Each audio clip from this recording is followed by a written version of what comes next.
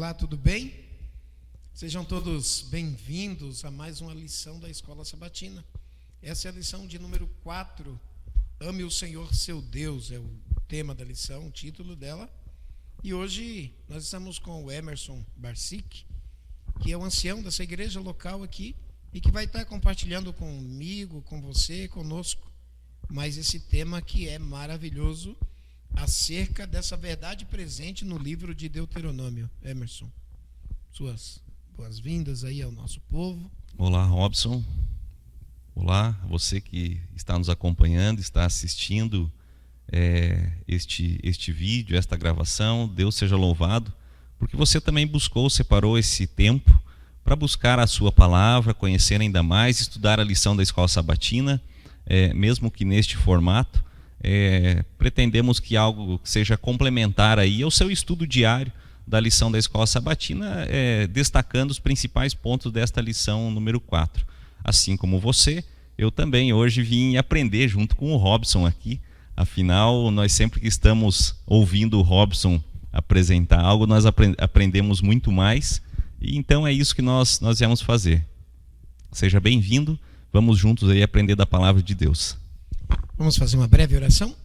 Pai querido, obrigado por esta oportunidade, obrigado pela tua palavra, por esse povo que está assistindo, em nome de Jesus. Emerson, vamos trabalhar o sábado à tarde aqui, a introdução assim da lição. O verso para memorizar diz que, portanto, ame o Senhor seu Deus de todo o seu coração, de toda a sua alma e de toda a sua força, né? O que a gente pode extrair de bom aqui dessa introdução? Bom, o verso para memorizar, ele é o resumo de toda a lição da semana, né? De todo o estudo da lição número 4, que tem como título Ame o Senhor seu Deus. Neste verso para memorizar, ele traz o resumo, identificando e indicando aí a necessidade de amar a Deus. Nós vamos entender o porquê devemos amar a Deus, o que ele fez e como é que isso acontece. Mas é um amor que não é apenas de palavras ou de sentimentos, ele vai além disto.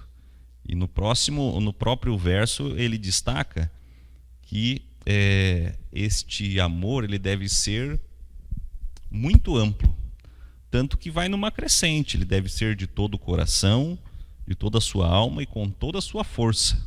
Ou seja, não tem o que... dedicar o seu todo, né? Tudo tem que ser dedicado a Deus em amor. Deus, ele não quer nada menos que o todo. Por isso que a Bíblia usa a expressão holística, corpo, alma e espírito, né? O todo, o ser completo. Aqui fala do Shema. O Shema é uma oração judaica, hebraica, né? Do povo hebreu ali, que diz Shema Elohim, ou Shema Israel, no caso, né? Adonai Elohim, Adonai Echad.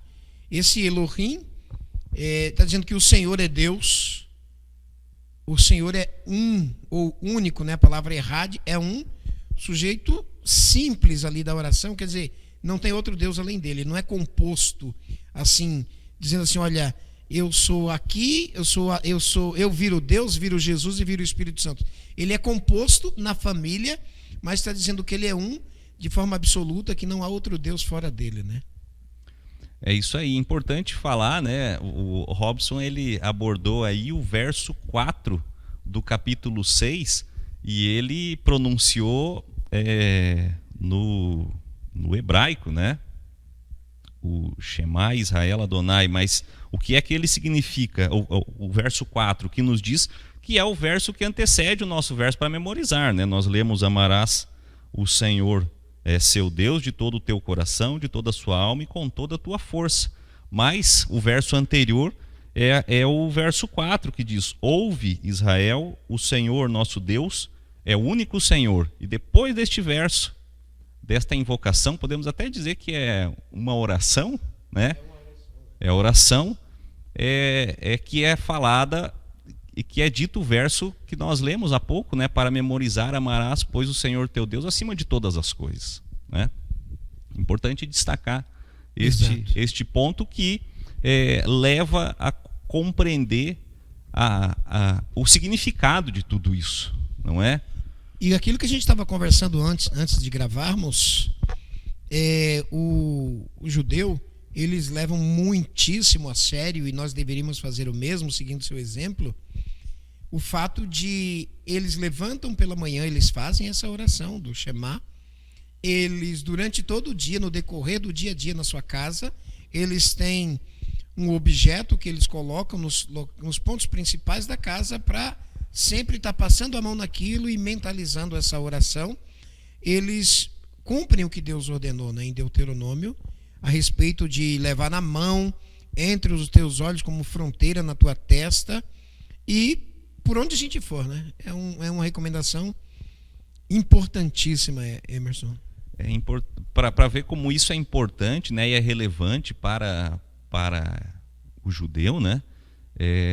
A lição de sábado ainda destaca, né, que quando eles fazem essa oração, eles procuram vendar os seus olhos para que nada tire a atenção daquilo que é o mais importante. E o mais importante é compreender que sim, o Senhor é o nosso Deus, que o Senhor é Deus e o Senhor é o nosso Deus, e é isso o verdadeiro significado. Por isso é tão amplo essa lição que nos fala sobre amar a Deus acima de todas as coisas. Nada pode tirar o foco, tirar a atenção desta mensagem principal. Muito bom, muito bonito. E interessante. Eles têm por hábito, o judeu em si, eles colocam a sua mão nos olhos dessa maneira, de forma horizontal ou de forma vertical, mas eles têm por hábito dobrar os 2 dedos aqui e deixar esses 3 que representam o nome de Deus, o seu nome. E daí eles tapam os 2 olhos com esses dedos de fora, e com o da frente, os 3 dedos, esse símbolo aqui representa o nome de Deus. Então eles mentalizam isso, como disse o Emerson, fechando os olhos para toda influência externa, para que nada atrapalhe sua comunhão com Deus, mas lembrando que eles estão orando ao nome, e os judeus não gostam de citar o nome de Deus. Na versão dos 70, na Septuaginta, o que é a Septuaginta? É o Velho Testamento traduzido por 70 sábios que foram enclausurados em locais específicos, sem um ter contato com o outro, para traduzir o Velho Testamento para o grego do Novo Testamento. Então é chamado da versão dos 70, Septuaginta ali. E eles, sempre que iam escrever no passado, os maçoretas, né, o nome de Deus, eles trocavam a caneta, eles colocavam a pena de ouro, diz a tradição, e não pronunciavam e substituíam o nome de Deus, somente eles sabiam a pronúncia correta, como diz a tradição, pelo alto respeito que eles têm ao nome de Deus, né? É algo invejável e digno de cópia, né? Deveríamos reverenciar isso daí, né? Domingo, amar a Deus, Emerson. Será que nós amamos a Deus da maneira que convém, da maneira que é digna, de que Ele merece? Olha, aí essa é uma pergunta difícil de responder, né? Como é que nós amamos a Deus se estamos fazendo da forma como deve ser feito, não é? E aí a gente pensa, né? E a própria lição nos leva a refletir se o nosso amor a Deus ele está sendo simples, se ele não é algo apenas passageiro ou equivocado, ou se ele é completo, né, do modo que deve ser. O livro de Deuteronômio, nós estamos estudando, ele traz em vários versos, né? O primeiro verso do capítulo 4, ele vai falar sobre a necessidade de cumprir os estatutos e os mandamentos. No primeiro verso do capítulo 5, assim como do capítulo 6, também vai enfatizar da mesma forma, sempre levando e chamando o povo à obediência, né? A palavra de Deus, aos estatutos. E aí a gente pode pegar e perguntar, mas o livro é apenas isso? Apenas obedecer e você cumprir com a sua parte nessa relação com Deus? E aí a gente pega e chega no verso que fala que nós devemos amar a Deus acima de todas as coisas. O verso 5, né, o que nós lemos, inclusive, para memorizar, fala: amarás, pois, o Senhor teu Deus de todo o coração, de toda a sua alma, de toda a sua força. Tem que ser acima de tudo, não é? Esse acima de tudo significa que é apenas num momento que você separa para isso? Ou uma palavra grega. Todos os momentos devem ser momento, de adoração, independente de amor a Deus, não é? Com ele, né? De comunhão. Enfim, importante destacar também como é que deve acontecer esse amor a Deus. É algo que nós podemos fazer coletivamente, ou assim como outras coisas, né, que são as decisões em favor de Deus, que são individuais, também tem que ser individual. Aqui Deuteronômio, a pergunta 1 ali, né, que pergunta esse relacionamento de Deus com seus filhos. Eu pus uma notinha aqui de relacionar-se com Deus. No grego, a palavra de koiné, de koinonia, de comunhão, de relacionamento, existe uma palavrinha muito usada no grego, é gnosko. O que é gnosko? É conhecer. E como que você conhece uma pessoa? Para você conhecer uma pessoa, você tem que comer 1 quilo de sal com ela, diz o ditado, né? E lembrando que nós temos que comer entre 3 e 4 gramas de sal por dia. Por dia.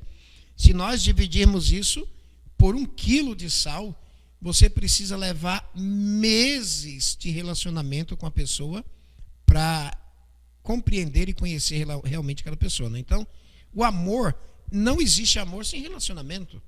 A pessoa precisa se relacionar. Por isso que Deus, ele dá esses conselhos aqui de amar o Senhor seu Deus. E ele diz assim, em todo momento, ao você se deitar, né, ao você se levantar, andando pelo caminho, entrando na casa ou saindo dela, é aí que você vai conhecer e se apaixonar. Como um homem com uma mulher, né? O relacionamento se desenvolve dessa maneira, dessa forma, né? Eles tinham aquele chamado de tefilim, que era isso que eles prendiam entre os dedos, prendiam na roupa, colocavam na testa. Você vê em vídeos no YouTube pequenos jovens judeus já colocando aquilo. Por quê? Na mão representa o quê? Onde você estiver e o que quer que seja que você faça, você tem que os seus atos têm que dizer que você se relaciona com seu Criador, que você ama seu Deus, que você vive pensando nele, que ele está nas suas maiores aspirações, né? E que por onde você caminha, tanto é que no santuário, em Levíticos capítulo 5, quando alguém era ungido, se fosse um sacerdote ou se fosse uma pessoa recuperada da lepra, por exemplo, o sacerdote ia e colocava um log de azeite e colocava na mão esquerda da pessoa, derramava aquele azeite e com o polegar, ungia o polegar direito do pecador ou do sacerdote, o polegar do pé direito, a orelha direita, e aquilo que sobrava ele derramava sobre a cabeça, dizendo que eu pus sobre o teu dedo, agora as tuas ações vai dizer que você serve ao Senhor. E no teu pé, por onde você andar, você deve temer o Senhor teu Deus. E na cabeça da mesma maneira, né, Emerson?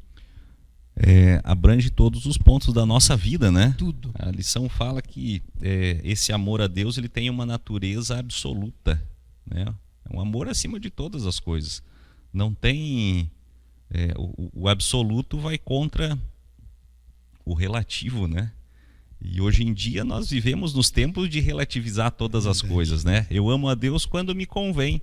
Amar a Deus, e por isso, né, e a lição também em algum momento aborda, amar a Deus também traz obrigações da nossa parte. Assim como o povo tinha as suas obrigações, eram colocados os seus estatutos, os mandamentos, e eles procuravam fazer, e o amar a Deus deveria atender todos aqueles pontos, cumprindo tudo aquilo que o Senhor deixou para eles e deixou para nós. A relação de direitos e deveres, né? Nós temos direitos Exatamente. E deveres, né? Exatamente. Agora, Emerson, segunda-feira, melhor. Temer o Senhor. A gente tem que ter medo de Deus, será? Porque Deus é um velho de barba branca, sentado num trono, com um chicote na mão. Será que você aí de casa não vê Deus dessa maneira? Será que as pessoas não têm medo de Deus porque tem essa visão? Será que não foi o pai e a mãe, não foi a tradição que mostrou que quando um trovão ele surge no céu e o raio, aquilo ali é sinal da ira de Deus? É isso que a Bíblia diz que é temer a Deus? Olha, a gente pode entender desta forma, né? Sempre que a gente teme alguém ou alguma coisa, a gente pode ver de modo pela visão do medo, não é? A gente pode levar para esse lado.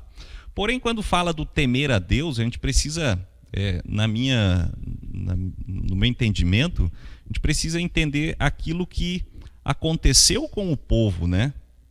A mensagem foi dada a eles e agora chega, né, esta mensagem do temer a Deus. Ame e tema o Senhor. Mas qual era a experiência que aquele povo que estava recebendo essa mensagem, que tinha essa mensagem do temer a Deus, qual a experiência que ele tinha com Deus? Ele já tinha vivido bons tempos numa caminhada longa, numa jornada longa, onde ele sempre, o povo de um modo geral, sempre teve a oportunidade de ver a presença, a participação de Deus no dia a dia em suas vidas. Ele o libertou do Egito, Deus libertou o povo do Egito, e depois que libertou do Egito, eles puderam vivenciar várias ações de Deus em seu favor. E quantas ações bonitas, né? Muitas ações, não é? Até mesmo quando Deus fazia muito pelo povo, Deus deu alimento no deserto, deu água no deserto, livrou, abriu um mar. E mesmo assim, vez ou outra, tinha alguém que questionava a decisão de Deus e a presença de Deus e a participação dele na vida deles, né? Então, eu acredito que o temer a Deus deve ser considerado todas essas questões e a vivência que eles tiveram. Eles cativos no Egito, eles tiveram a oportunidade de entender o nosso Deus verdadeiramente. Assim como você, que está em casa, às vezes entende. Às vezes você está diante de uma situação, você pede a Deus e Ele atende a sua oração. Você vai ver o Deus que atende essa sua oração, que atende a sua necessidade, assim como atendeu o povo, entendendo que o temor é por medo ou deve ser um temor ou temer a Deus por uma reverência. Como Provérbios fala, né? 15:3. Como Provérbios 15:3 fala para nós, né? Em todas as situações, Provérbios 15:3 fala que os olhos dos senhores estão em todo lugar contemplando os maus e os bons, né? Então o temor a Deus está acima de todas as situações. Eu destaquei aqui que o temer a Deus ele deve ser no sentido da reverência, do respeito por tudo aquilo que Ele faz por nós, pela autoridade que tem, o poder, a justiça, a retidão, principalmente porque nos dá uma oportunidade de ter a vida eterna. Nas relações marido e mulher, embora essa visão feminista de hoje deturpe a imagem do homem, mas sempre foi do homem ser aquele protetor, o provedor, aquele que está sempre ali para apoiar e mostrar o seu amor nos seus atos, né? E não é diferente com Deus. Deus tem um relacionamento marido e mulher. Ele é o noivo, a igreja é a noiva, ele é o esposo. E Isaías 55, verso 4 diz isso, né? Porque o teu Criador é o teu marido. E quando você está numa empresa, por exemplo, chega o dono da empresa, o CEO da empresa ali, o que as pessoas fazem? Elas ficam com aquele temor suspenso. Nossa, a minha conduta tem que ser correta, porque o proprietário está aí, né? Então é mais ou menos isso daí. Provérbios 15:3, como você citou. Onde eu estiver, seja no mercado, em casa, no banheiro, em público, no privado, eu tenho que viver o senso da presença de Deus. Isso é temor. É aquela reverência, aquele santo respeito por Ele, né? Vamos para quarta-feira ali? Quarta-feira, aliás, terça-feira, eu estou pulando aqui os dias, né? Adiantando. Terça-feira, Ele nos amou primeiro. Deus nos amou primeiro, então. É isso aí. Acho que está relacionado àquilo que a gente acabou citando há pouco, né? Assim como aquele povo que estava recebendo essa mensagem, que recebeu a mensagem de Deus, os mandamentos, e vivia, né? E era invocado a viver, a ter a experiência com Deus a partir dos seus estatutos, obedecendo a sua lei. Eles já haviam passado por vários momentos na sua caminhada que perceberam Deus agindo em favor do povo, não é? Então, eles agora deviam amar a Deus porque já tinham tido muitas experiências para perceber o amor que Deus tinha por aquele povo. Não é diferente para conosco. E o que eu acho interessante, Emerson, é que Deus fala assim, olha, Deus amou os teus pais. Não porque eles eram maiores e melhores, né? Eles eram menores, eles eram os mais fracos. Mas Deus amou vocês também. E como resultado desse amor, ele trouxe bênçãos, né? Imagina, você está num ambiente em que o sol é 55 graus de temperatura, e Deus coloca uma nuvem de cobertura para que o sol não te castigue. E a noite, que muito é congelante, que é do deserto ali, e Deus coloca uma coluna de fogo no meio do seu povo para aquecer aquele povo. Ou seja, o sistema que hoje temos de ar-condicionado, de climatizadores, Deus inovou, Deus foi o primeiro pioneiro em tudo isso daí. Por amor, né? Por proteção ao seu povo. E é muito do ser humano, né? É muito do ser humano que eu vou dizer. É de nós, né? Chega alguém e fala, eu amo você, mas não faz nada. Como é que você avalia o amor daquela pessoa? Chega um outro que não fala eu te amo, mas vai e faz algo para você. Como é que você sente, como é que você avalia o amor daquela pessoa? Atitude, né? É a atitude que mostra o amor. E isso para aquele povo já estava bem evidente. Mesmo assim, e é nesse ponto que eu me refiro, que é do ser humano, Deus havia feito muito para eles. Mesmo assim, a rebeldia, a rebelião, ela aconteceu várias vezes, não é? Então, é isso que faz parte do ser humano. Nós vemos, percebemos o bem que Deus nos faz, mas mesmo assim questionamos a Ele, falamos, isso vale, isso não vale, né, na sua palavra, isso eu sigo, isso eu não sigo. E a despeito de tudo isso, Ele nos ama, né? Você, quando vai ter filho, o Emerson tem 2 meninas, eu tenho meninas em casa e tenho um garoto também. Quando a gente vai ter filho, quando o casal diz que resolveu ter um filho, a mãe já começa a amar o bebê, a criança, antes às vezes de nascer, de ser fecundado ali, e agora toda a sua vida gira em torno daquilo. Embora saiba que ele vai chegar na adolescência, que vai ser rebelde, que vai ser chato, que vai questionar você, que vai dizer que você é uma mãe chata, um pai chato, que não ama, mesmo assim você ama, né? A Bíblia diz em Efésios 1:4 e 2 Timóteo capítulo 1, verso 9, e Romanos também 16:25, que diz assim: Deus nos ama antes dos tempos eternos, antes de nós nascermos, como ele diz para Jeremias capítulo 1, verso 5, olha, antes de tu seres formado no ventre da tua mãe, eu já te conhecia, porque esse Deus maravilhoso, ele tinha planos para mim e para você. E eu costumo dizer o seguinte, ontem à noite eu falei isso no estudo bíblico, eu costumo dizer o seguinte, há 1 milhão de anos atrás, Deus já sabia que a gente estaria aqui sentado tendo esse papo, por causa da sua onisciência, o seu eterno poder.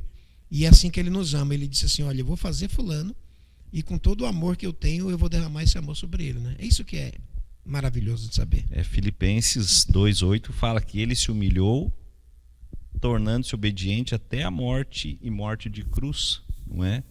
Tamanho o amor por você, tamanho o amor por mim, por nós, que estamos acompanhando isso. E aí reflete o amor de Deus. O amor de Deus, ele é visível através das suas ações. Mas o que você disse aí, na quarta-feira aborda muito bem. Ó. Se me amam, guardarão os meus mandamentos, né? Você me ama, filho? Tá, eu amo. Eu costumo perguntar isso para as pessoas com quem eu dou estudo bíblico. Você ama Jesus? Amo. Tá, prova. Como que você ama Jesus? Não, eu amo. Ele sabe do meu coração. Tá. Ele sabe, mas como que você provaria que ama ele? Ele diz assim, João 14, verso 15, filho, se vocês me amam, guardem os meus mandamentos. E depois ele diz em 1 João 2,4, aquele que diz que o ama, mas não guarda seus mandamentos, é mentiroso e nele não está a verdade, né? Daí segue essa listinha aqui de Deuteronômio, falando que até 1000 gerações ele iria guardar aqueles que amam e que guardam os seus mandamentos. Então você pode ver, em todas as citações de Deuteronômio, ele relaciona amar e guardar os mandamentos. Amar e guardar, sempre é repetido aí. É isso aí. O amor, ele impõe consequências, vamos dizer assim. Compromisso, não é? A melhor palavra é compromisso. Um dos versos que são listados ali na lição, né, Deuteronômio 11:1, fala que amarás, pois, o Senhor, teu Deus, todos os dias guardarás os seus preceitos, os seus estatutos, os seus juízos e os seus mandamentos. Aí nos ajuda a entender qual é o tipo de amor, a amplitude do amor a Deus, né? Nós lemos que o amor a Deus, ele deve ser acima de todas as coisas, seguindo, quando nós seguimos, e o verso, né, recomenda que todos os dias devem ser guardados os preceitos, ou seja, esses preceitos, estatutos e mandamentos devem estar acima de todas as coisas que nós vivemos. A nossa vida deve ser adequada a esses preceitos, a esses mandamentos, em amor a Deus, e não os preceitos, os mandamentos quem deve ser adequados em nossa vida. É o contrário.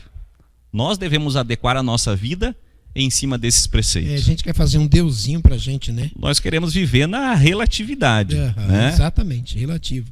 E o nosso Deus não. Nós nos adequamos a Ele à sua maneira, porque nós vamos morar no seu céu, na sua casa, né? Não o contrário disso daí. Embora Ele deseje habitar com a gente. E nós temos muito o que dizer, é maravilhoso. Aqui ainda tem 1 João 5,3, diz assim que esse é o amor de Deus, que guardemos os seus mandamentos. E continuando o verso diz que os seus mandamentos não são pesados. Tem gente que dá desculpa, mas é muito pesado, é muito sacrifício. Ele disse assim, não, filha, mentira sua. Os meus mandamentos não são penosos. E Jesus diz assim, olha, aprendei de mim. Eu sou manso e humilde, o meu jugo é suave e o meu fardo é o quê? Leve. Então, o fardo dele, que é a lei, é leve, não é pesado. O próprio Jesus desmente o argumento de que sua lei, não é, Emerson? Ela seria um peso para as pessoas. É um muro de proteção, é uma cerca. Satanás, ele olha para o servo de Deus, que é obediente, que vive de acordo com a sua lei, e ele diz assim, até aqui eu posso, daqui eu não posso. Tem uma expressão que eu uso muito também no estudo bíblico, 1 Pedro 5,8 diz assim, o diabo, vosso adversário, ele ruge como leão em vosso derredor, buscando alguém que ele possa tragar, devorar, como leão, derredor. Porém, no Salmo 34,7 diz assim, o anjo do Senhor acampa ao redor dos que os temem.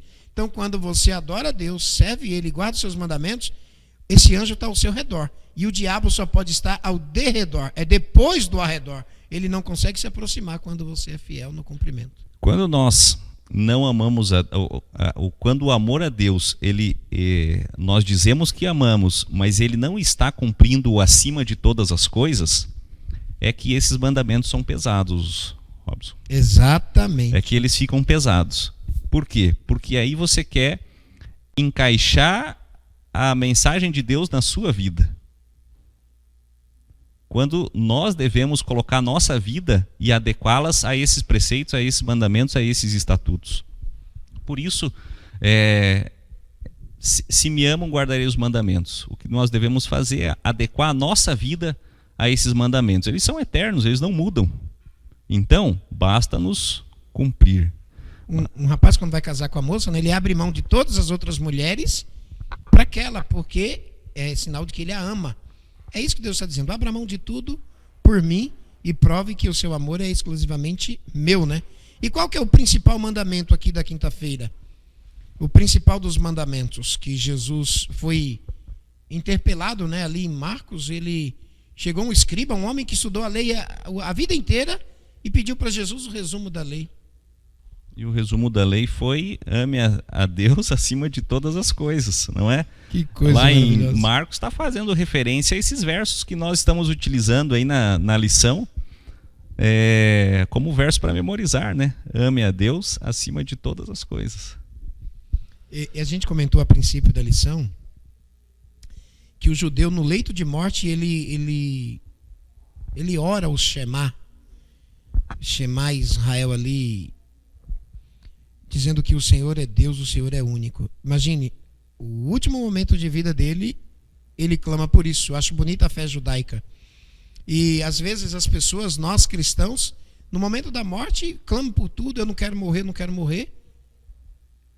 Por quê? Por falta de uma vida de relacionamento, de comunhão com Ele, né?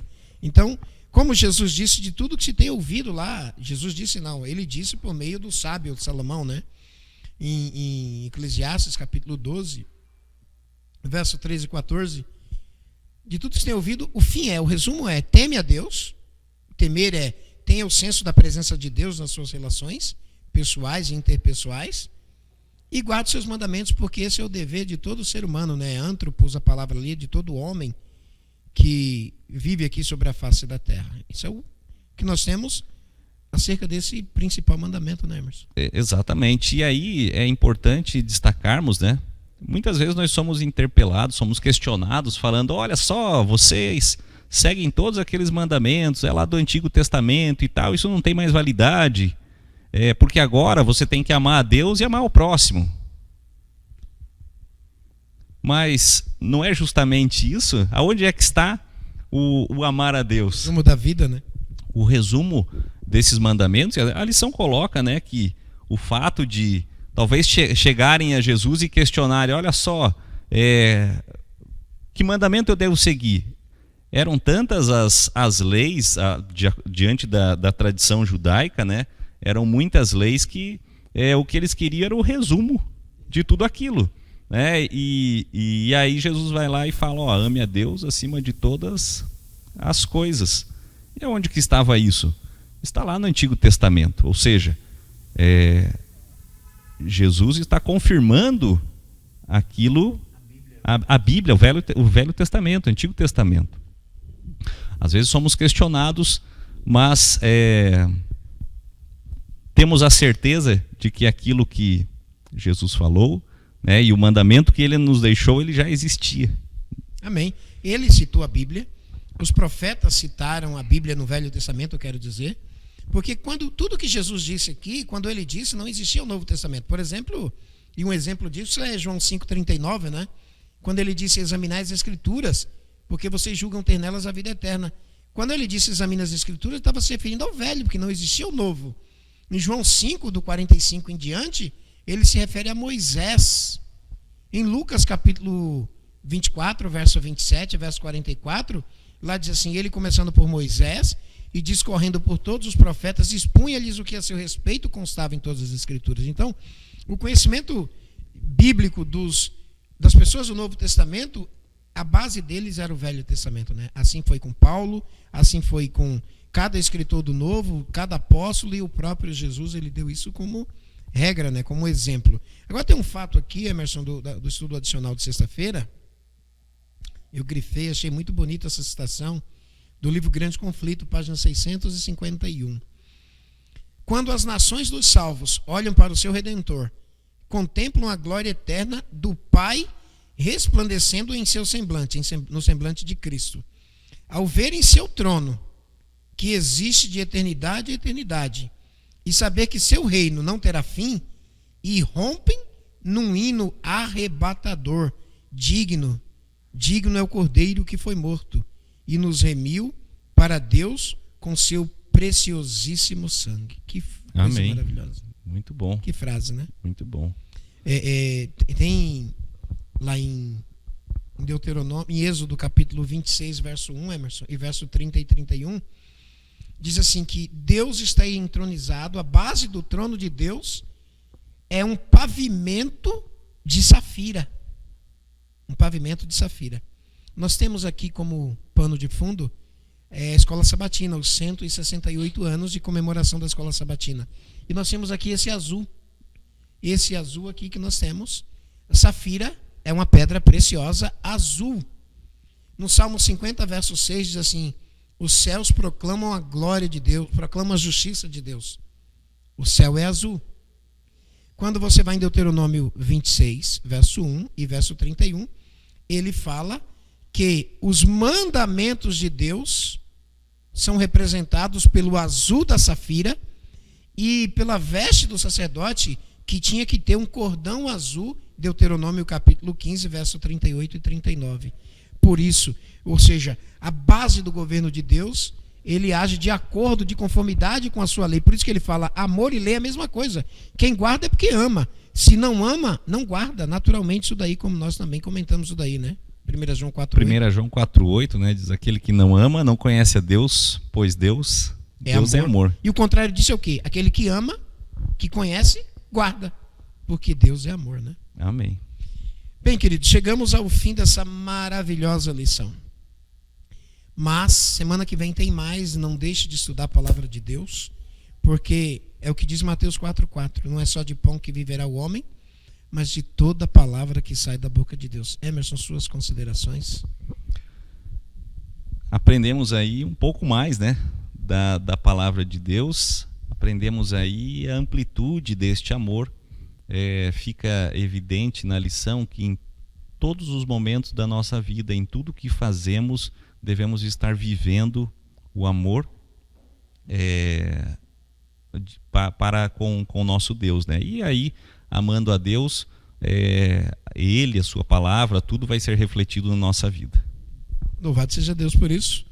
E eu digo mesmo, eu me apaixono por cada lição da Escola Sabatina, e vale lembrar, é o coração da igreja. É sangue fluindo nas veias espirituais de todo aquele que crê em Deus. Que Deus abençoe a mim, a você e a cada um de nós. Esse é o nosso desejo da Escola Sabatina, da Igreja Adventista aqui do Cachoeira, em nome de Jesus.